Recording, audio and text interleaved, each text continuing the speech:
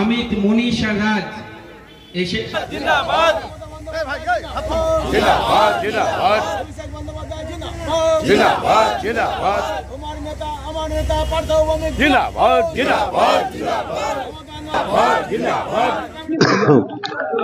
আসলে ওনারা মনে করেন প্রকৃত বামপন্থী হচ্ছে মমতা ব্যানার্জি, কারণ বামপন্থীদের একটা সময় নীতিগত ভাবনা, চিন্তা ভাবনা, আদর্শ ছিল গরিব মানুষের হয়ে লড়াই করা। ওনারা দেখেছেন সেই লড়াইটা আজকের দিনে বাংলার মাটিতে দাঁড়িয়ে মমতা ব্যানার্জি করছে। গরিব মানুষের স্বার্থ রক্ষা, গরিব মানুষের জীবন জীবিকা, গরিব মানুষের সম্মানের সাথে মাথা উঁচু করে বেঁচে থাকার প্রেরণা পুরোটাই মমতা বন্দ্যোপাধ্যায়।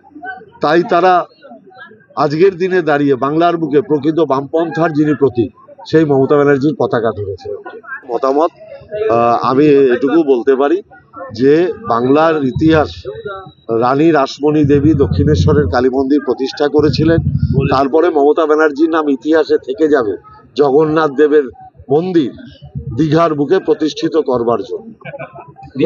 যাচ্ছে দীঘাতে গেছিল, কিন্তু তার দলের নেতারাই তাকে কটাক্ষ করছেন। আমি বিজেপি দলের ব্যাপারে কোনো কথা বলবো না, কারণ আমি এটা ব্যক্তিগতভাবে মনে করি, এটা আমার কোনো ব্যক্তিগত মতামত।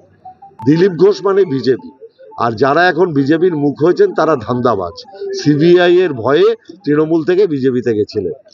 দিলীপ ঘোষে কি তৃণমূলে আসলে একটা জল্পনা তৈরি হয়েছে? আমি এটা বলতে পারবো না। দিলীপ বাবু প্রাজ্ঞ মানুষ, বিদগ্ধ মানুষ, দীর্ঘদিন উনি বিজেপির হয়ে বাংলার বুকে লড়াই করেছেন। অতএব সিদ্ধান্ত ওনার, এ ব্যাপারে আমি একটা কথাও বলবো না। কিন্তু বিরোধী দলের নেতা হলেও উনি, ওনার সাথে আমার রাজনৈতিক লড়াই আছে। আমি ওনার বিবাহতেও শুভেচ্ছা জানিয়েছিলাম। আমি এটুকু বুঝি ন্যূনতম শালীনতা বোধ ওনার মধ্যে আছে। কিন্তু বিজেপির এখন যারা মুখ হিসাবে নিজেদের পরিগণিত করতে চাইছে, তাদের অ্যাকচুয়ালি রাঁচির পাগলাগারদে যাওয়া উচিত।